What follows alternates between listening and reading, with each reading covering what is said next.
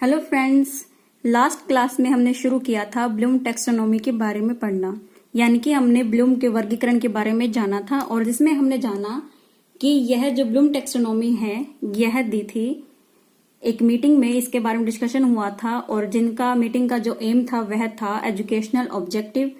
और ये educational objective इनका जो आधार था, इस क्लासिफिकेशन का जो आधार था वह था लर्निंग डोमेन। और लर्निंग डोमेन हमारे 3 टाइप के होते हैं, हमने जाना है ये कॉग्निटिव, अफेक्टिव एंड लास्ट हमारा था साइकोमोटर। तो ब्लूम ने कॉग्निटिव डोमेन के बारे में बताया है, इसके क्लासिफिकेशन किया है इस डोमेन का और उन्होंने 6 पार्ट में इसको वर्गीकृत किया है।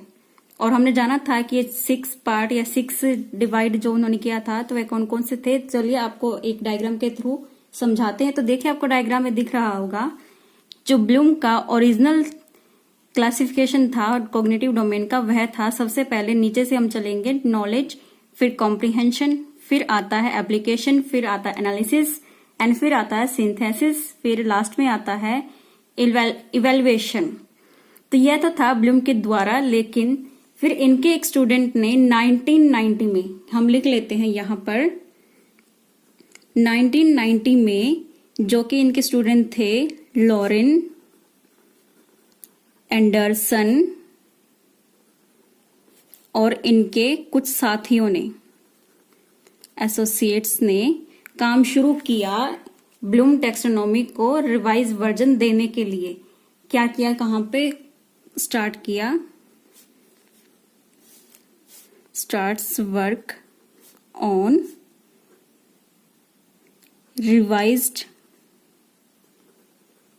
वर्जन के ऊपर, कि इन्होंने नया वर्जन देने के लिए इस पे काम शुरू कर दिया 1990 में। और यह कब कंप्लीट हो गया, यह कंप्लीट हो गया 2001 में, जो कि मैंने लास्ट क्लास में आपको बताया भी था कि जो नया वर्जन आया था 2001 में आया था। क्यों बताया था, क्योंकि 19 में तो देखो 1990 में तो काम शुरू हुआ था, लेकिन कंप्लीट कब हुआ यह काम, 2001 में। तो हम यहां पर लिखेंगे कंप्लीट। और फिर एक और पब्लिश हुआ पेपर, उस पब्लिश पेपर का क्या नाम था, a taxonomy of teaching learning assessment. तो जो नया रिवीजन हुआ, नया रिवाइज्ड वर्जन आया, तो उसका चर्चा हुई थी इस पेपर के बारे में, इस पेपर के अंदर। तो ये क्या था, ये था पेपर, पब्लिश कब हुआ था, 2001 में। तो इसमें क्या निकल के आया, जो हमारे पहले ब्लूम का क्लासिफिकेशन था उसमें थोड़े बहुत चेंजेस आए। क्या चेंजेस आए, चलिए डायग्राम में देखते हैं कि अब पहले नॉलेज की जगह पे अब आ गया रिमेम्बरिंग, यानी कि जो पहले नाउन के वर्ड थे अब वो हो गए हैं वर्ब में। तो नॉलेज को बना दिया गया रिमेम्बरिंग, कॉम्प्रिहेंशन को अब कहा गया अंडरस्टैंडिंग, एप्लीकेशन को कहा गया अप्लाइंग एंड एनालिसिस को कहा गया एनालाइजिंग। फिर देखिए सिंथेसिस को बदल के इन्होंने कर दिया इवेल्युएटिंग। और सबसे ऊपर इनका जो पहले इवेल्युएशन था अब हो गया क्रिएटिंग, यानी कि चेंज कर दिया गया। क्योंकि सिंथेसिस में भी हम क्या करते थे, कोई चीज बनाते थे, समरी बनाते थे, कुछ ना कुछ निर्माण करते थे। अब वो कहाँ पे आ गया, इनका कहना था कि निर्माण करने में यानी कि क्रिएटिंग में सबसे ज्यादा दिमाग लगता है, सबसे ज्यादा थिंकिंग का यूज होता है, तो इसलिए इन्होंने सबसे ऊपर कर दिया थिंकिंग को और इवेल्युएशन को नीचे कर दिया क्रिएटिंग से। तो सिर्फ इतना ही फर्क आया था। अब हम देखते हैं आगे के नेक्स्ट 2 डोमेन। उनमें से ज्यादा कोई क्वेश्चन नहीं बनता, बस यही पूछ लिया जाता है कि ये डोमेन कौन कौन से हैं और इन डोमेन में कितने सब पार्ट हैं या फिर कितने में इनको क्लासिफाई किया गया इन डोमेन्स को। तो 2 डोमेन हमारे कौन से थे, तो सेकंड डोमेन था हमारा अफेक्टिंग। हम सेकंड डोमेन के बारे में चलिए नाम लिख लेते हैं, अफेक्टिव डोमेन। और इसको कब दिया गया, इसको दिया गया 1964 में। और किसके द्वारा दिया गया, यह दिया गया था, हम नाम लिख लेते हैं कैर्थोल एंड मसिया, इन दोनों के द्वारा यह दिया गया था। और इसमें इन्होंने अफेक्टिव डोमेन को बांटा 5 पार्ट में। कितने में, 5 सब पार्ट में इन्होंने बांट दिया इसे। 5 सब डोमेन कहे तो पहला डोमेन था, यहाँ पर इनके सिर्फ नाम ही याद करने, आपको डिटेल में नहीं पढ़ना है। पहला था रिसीविंग यानी कि ग्रहण करना, सेकंड था रिस्पॉन्डिंग यानी कि प्रतिक्रिया करना, और नंबर 3 पे था इनका वैल्यूइंग यानी कि मूल्य। नंबर 4 पे था इनका ऑर्गेनाइजेशन यानी कि संगठन, और नंबर 5 यानी कि लास्ट था कैरेक्टराइजेशन, जिसे हिंदी में कहा जाएगा चरित्र चित्रण। तो यह थे 5 डोमेन जो आते हैं हमारे अफेक्टिव डोमेन, यानी कि ये क्या है हमारे सब डोमेन, और किसके द्वारा दिए गए थे, यह इन्होंने इसका क्लासिफिकेशन किया था। और अफेक्टिव डोमेन में क्या होता है, अफेक्टिव में होता है कि हम किसी चीज के बारे में प्रतिक्रिया करते हैं, पहले हम ग्रहण करते हैं कुछ, फिर उसके बारे में हम प्रतिक्रिया करते हैं, उसके बारे में समझते हैं और वो अपने एक तरह से संगठन बना लेते हैं खुद के अंदर चीज को, मतलब संवेग कैसे निकलते हैं हमारे किसी चीज के बारे में, ये होता है अफेक्टिव डोमेन। जैसा कि हमने एग्जाम्पल में जाना था कि आपने शेर को देखा और फिर डर का अनुभव किया, तो यह सब किसमें किया था आपने, यह सब आपने किया था अफेक्टिव में। डर महसूस किया, जो संवेग आया था वह आया था अफेक्टिव डोमेन के बारे में।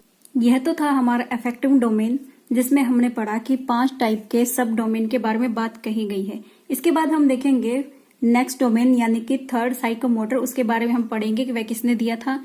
लेकिन उससे पहले मैं आपको बता दूं कि आप वीडियो के लास्ट तक बिल्कुल बने रहिए, क्योंकि लास्ट में आपको बताएंगे कि इस थ्योरी से, ब्लूम टैक्सोनॉमी से कैसे कैसे क्वेश्चन निकल के आते हैं।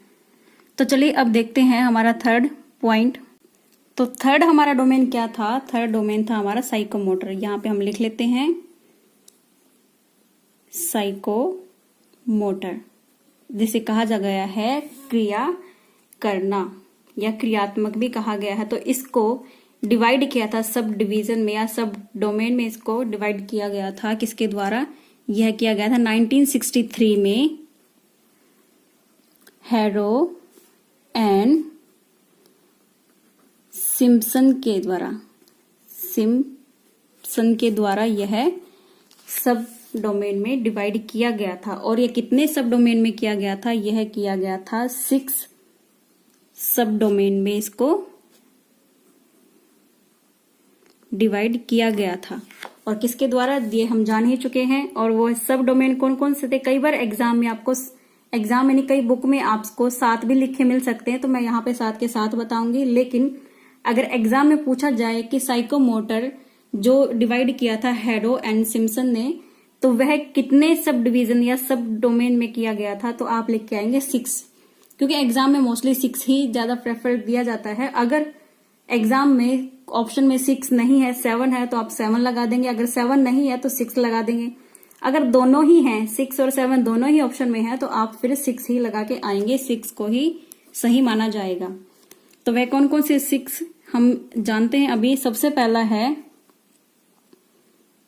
परसेप्शन यानी कि धारणा, किसी भी चीज के बारे में धारणा। नंबर 2 यह है हमारा सेट, यानी कि क्या करते हैं सेट में, संग्रहण। सेट को हिंदी में क्या कहेंगे, संग्रहण। और नंबर 3 यहां पे है गाइडेड रिस्पॉन्स। गाइडेड रिस्पॉन्स को क्या कहेंगे हम, मार्गदर्शित भी कह सकते हैं या मार्गदर्शित प्रतिक्रिया। फिर नंबर 4 पे आता है मैकेनिज्म, और मैकेनिज्म को हिंदी में कहा जाता है क्रियाविधि। फिर है नंबर 5 पे कॉम्प्लेक्स। कॉम्प्लेक्स को क्या कहा जाएगा, जटिल। नंबर 6 यानी कि लास्ट, यह है हमारा ऑर्गेनाई। नंबर 6 पे आता है एडेप्टेशन और नंबर 7 पे आता है ओरिजिनेशन। तो क्वेश्चन ऐसे भी पूछा जा सकता है कई बार कि साइकोमोटर लिख दिया और फिर उन्होंने अरेंजमेंट लिख दिया, फिर अरेंजिंग लिख दिया कि साइकोमोटर में अगर हम अरेंज करते हैं किसी चीज को तो वह क्या कहलाता है, तो वह कहलाएगा हमारा ओरिजिनेशन यानी कि उत्पत्ति। इसको क्या कहेंगे हम? उत्पत्ति। और एडेप्टेशन को क्या कहा जाता है? अनुकूलन। तो यह तो थे हमारे 7 सब डोमेन, लेकिन एग्जाम में आपको 6 ही लिख के आना है, 6 पे ही टिक करना है क्योंकि 6 को ही सही माना जाता है। ये 7 मैंने इसलिए बताया क्योंकि कई बुक्स में यह 7 भी आपको मिल सकते हैं, तो 7 का नाम मैंने आपको बता दिया। पहले पर क्या आएगा? पहला आएगा परसेप्शन, यानी किसी भी चीज को हम धारण करते हैं, किसी भी चीज के बारे में हम धारणा बनाते हैं कि वह चीज ये होगी, वो ऐसा होगा, ये होगा, यानी कि कुछ ना कुछ सोच लेते हैं पहले से कि वह चीज, किसी भी चीज को अपने उसकी इंफॉर्मेशन को रिसीव करना और उसके बारे में कुछ ना कुछ प्रतिक्रिया या फिर अपने माइंड में थॉट बना लेना, वह क्या होता है? धारणा। फिर होता है सेट, यानी कि हमने इकट्ठा कर लिया किसी चीज को, संग्रहण बना लिया, एक तरह से सेट बना लिए। फिर गाइडेड रिस्पॉन्स, कि जो हमें संग्रहण किया है उसके बाद फिर हम क्या करते हैं? हम मार्गदर्शित प्रतिक्रियाएं देते हैं कि जैसा रिस्पॉन्स हमसे चाहते हैं, जैसा रिस्पॉन्स होना चाहिए वैसा रिस्पॉन्स हम देते हैं। फिर होता है मैकेनिज्म, यानी कि किसी चीज को करने के लिए कौन से मेथड अपनाते हैं, कौन से तरीके से हम किसी चीज को करते हैं, तो वह आता है मैकेनिज्म में। और जटिल, यानी कि काम कितना जटिल होगा उसी तरह से हम काम करेंगे। जटिलता भी हो सकती है काम की और आसान भी हो सकता है, तो यहाँ पे जटिलता की बात की गई है। फिर आता है अडेप्टेशन, कि जैसा सिचुएशन है उसके अकॉर्डिंग हम खुद को ढाल लेते हैं, उसके अकॉर्डिंग ही हम काम करते हैं, तो वो होता है हमारा अडेप्टेशन, अनुकूलन, जिसके बारे में आप डिटेल से पढ़ना चाहें तो प्याजे की थ्योरी में हमने कुछ टर्म्स के अलग से वीडियो बना रखी है जिसमें हमने अडेप्टेशन, एसिमिलेशन और ऐसे कुछ वर्ड्स के बारे में काफी डिटेल से चर्चा कर रखी है, तो वहां पे जाके आप देख सकते हैं। फिर लास्ट पॉइंट आता है ओरिजिनेशन, जिसका हिंदी में कहा जाता है उत्पत्ति, यानी किसी चीज को हम निर्माण करते हैं, निर्माण कार्य या फिर अरेंज करते हैं किसी चीज को, तो वह सब आता है हमारा ओरिजिनेशन में, यानी कि उत्पत्ति वाले पॉइंट में। तो यह तो थे हमारे 3 डोमेन जिनके बारे में हमने चर्चा की। और इन डोमेन का आधार क्या है? इन डोमेन का आधार है लर्निंग के ऊपर, एजुकेशन डोमेन। और किसने दिए थे ये, कहां से स्टार्ट हुई थी? यह स्टार्ट हुए थे ब्लूम टैक्सोनॉमी से, और मीटिंग हुई थी अमेरिका में जिससे बात हो रही थी एजुकेशनल ऑब्जेक्टिव्स के बारे में। और उन एजुकेशनल ऑब्जेक्टिव्स का जो मेन आधार था वो क्या थे? वो है थे लर्निंग डोमेन। और उन लर्निंग डोमेन में हमने 3 डोमेन देखे, जिसमें हमने देखा कॉग्निटिव, सेकंड हमने देखा अफेक्टिव डोमेन, फिर हमने देखा third and last psychomotor domain. और इससे कई जगह पे आपको कॉग्निटिव भी लिखा मिल सकता है, साइकोमोटर की जगह पे कॉग्निटिव डोमेन भी लिखा मिल सकता है, लेकिन यह बहुत कम ही जगह पे आपको देखा मिल सकता है। मेन तो आपको यही देखने को मिलेंगे साइकोमोटर। यह था हमारा थर्ड डोमेन जिसका नाम है साइकोमोटर, और इसको 6 सब डोमेन में बांटा गया है, और कहीं कहीं पर ये 7 भी लिखा मिल सकता है, तो इसलिए मैंने 7 के 7 बता दिए, लेकिन एग्जाम में हमें एग्जैक्ट 6 ही बताना है। और कहीं कहीं पर यह कनेक्टिव डोमेन के नाम से भी आपको लिखा मिल सकता है, तो इसलिए मैंने ये नाम भी आपको बताया।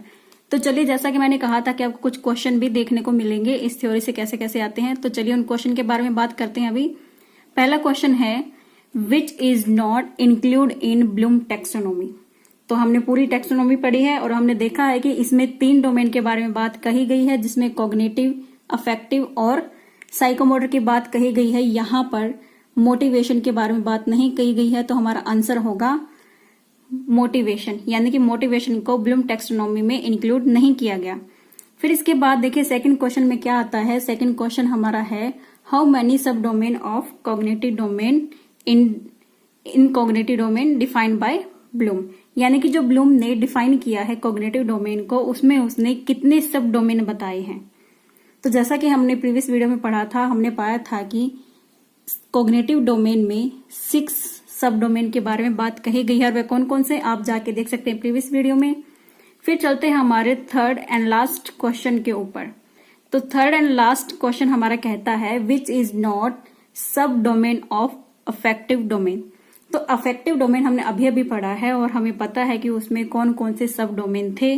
तो याद कीजिए कौन कौन से थे। वैल्यूइंग था, रिसीविंग भी था, और परसीविंग हमने उसमें नहीं पढ़ा। परसेप्शन हमने उसमें नहीं पढ़ा। परसेप्शन हमने पढ़ा था साइकोमोटर में। और रिस्पॉन्डिंग ये हमने पढ़ा था, ये था बिल्कुल अफेक्टिव डोमेन में। तो कौन सा इनमें से नहीं है, कौन सा इनमें से नहीं है, वह है परसेप्शन। क्यों नहीं है? क्योंकि परसेप्शन हमने पढ़ा था साइकोमोटर में। तो जैसा कि मैंने कहा था आपको कुछ क्वेश्चन देखने को मिलेंगे, तो कुछ इसी तरह से क्वेश्चन एग्जाम में आपको देखने को मिल सकते हैं। अगर आपको ये वीडियो अच्छी लगी है तो प्लीज वीडियो को लाइक कीजिए, शेयर कीजिए और बने रहिए अपने इस चैनल पर जिसका नाम है हेल्प योरसेल्फ। मिलते हैं नेक्स्ट वीडियो में नेक्स्ट क्लास के साथ। तब तक के लिए guys bye bye, take care.